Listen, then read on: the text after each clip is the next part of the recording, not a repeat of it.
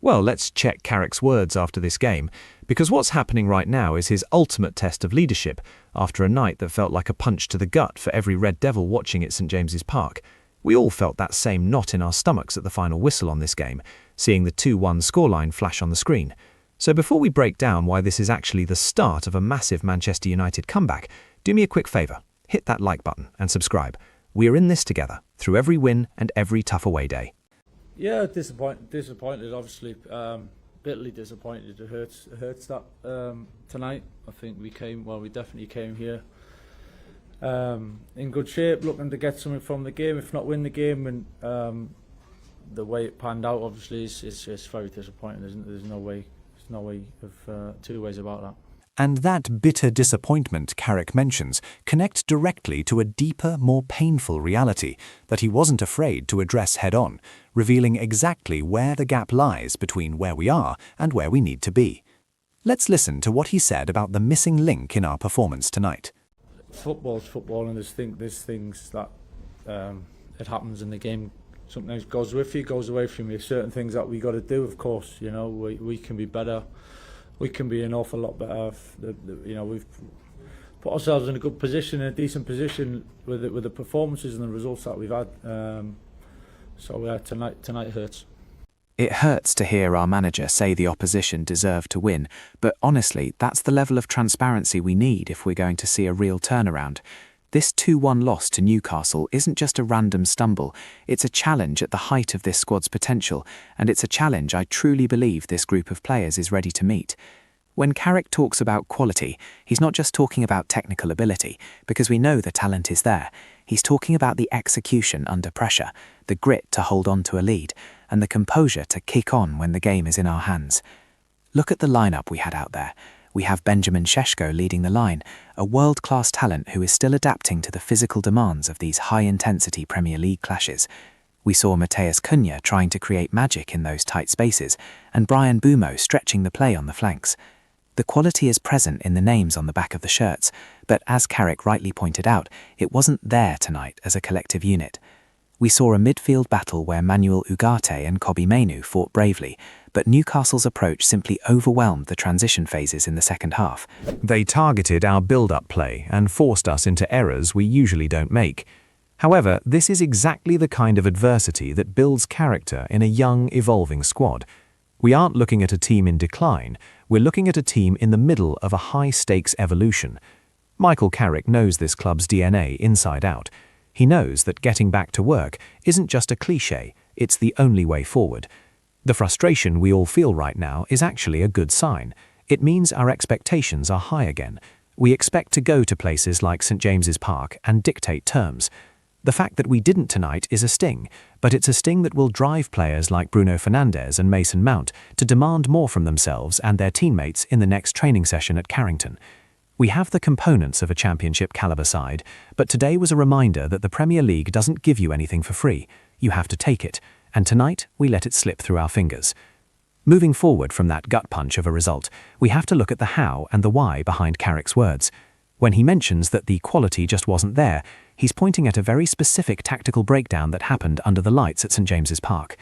It's one thing to lose a game, it's another to lose it when you feel like you had the reins.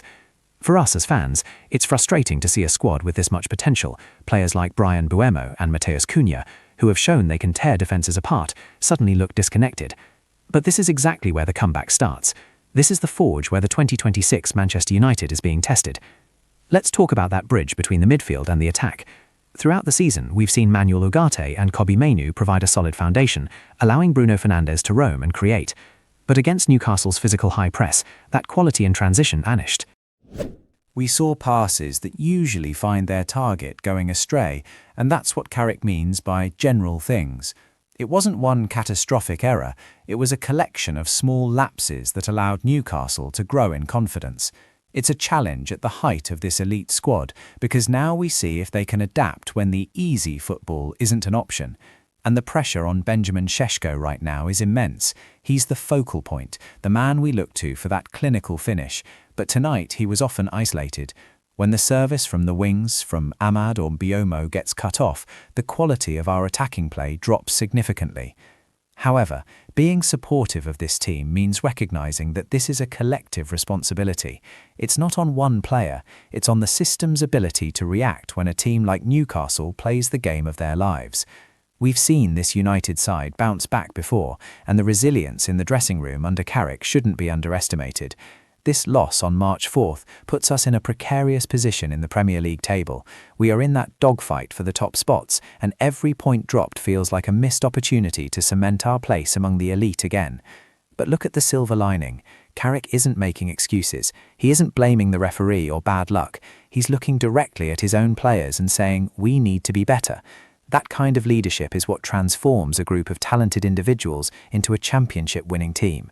The honesty in his post-match verdict is the first brick in rebuilding our momentum for the next fixture. We also have to consider the defensive side. While Matthias de Ligt and Lisandro Martinez have been a revelation this season, the way we conceded those 2 goals tonight showed a lack of communication that Carrick will surely be drilling into them at Carrington tomorrow. It's about that 1% of extra focus. The quality of a defender isn't just in the tackle, it's in the 90 minutes of constant concentration. We know they have it in them. We've seen them shut down the best in the league. Tonight was a reminder that in the Premier League, if you drop your level by even a fraction, you get punished. As we look ahead, the big question remains, how will this squad respond to being told publicly that they lacked quality? Some squads would crumble under that criticism, but this United team feels different. There's a sense of unity, a sense that they are playing for the badge and for Carrick. The challenge now is to take this bitter disappointment and use it as a catalyst. We don't want a team that is satisfied with almost winning. We want a team that feels the same pain we do when the result doesn't go our way. The road to the end of the season is still long, and while today feels like a step backward, it might be the necessary friction to propel us forward. The quality Carrick is looking for is already in the building.